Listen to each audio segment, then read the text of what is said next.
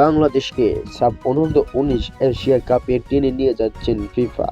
FIFA এটা কি update দিল? ভারতকে বাদ দিয়ে এবার বাংলাদেশকে নিয়ে চিন্তায় নতুন পরিকল্পনা করছেন ফিফা ওয়ার্ল্ড কাপ থেকে ফিফা। আরও একই সাথে জানানো হয়েছে যে ফিফা থেকে যারা এখন পর্যন্ত বাছাই পর্বে 188 নাম্বার র্যাঙ্কিং দলে ছিল এখন তারা আছে বর্তমানে 131 নাম্বার র্যাঙ্কিংয়ে।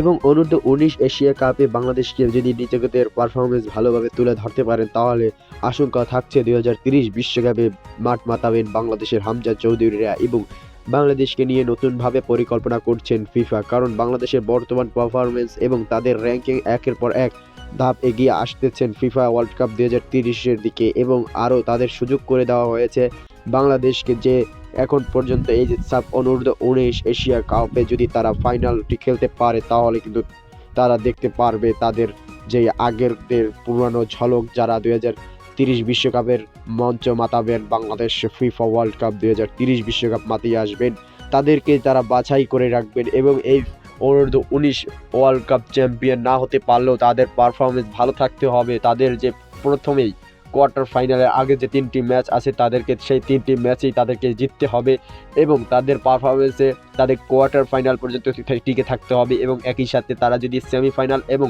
ফাইনালে উঠতে পারে তাহলে তাদের কিন্তু 2030 বিশ্বকাপ একদম নিশ্চিত হয়ে যাবে, যেটা জানিয়েছেন এখন পর্যন্ত ফিফা। এবং একই সাথে আরও একটা তথ্য জানা গিয়েছে, 2030 বিশ্বকাপ যদি তারা খেলতে পারে তাহলে কিন্তু বাংলাদেশের একটি র্যাঙ্কিং নাম্বারে চলে আসবে এবং বাংলাদেশকে 2030 বিশ্বকাপের দিকে এগিয়ে যাচ্ছেন।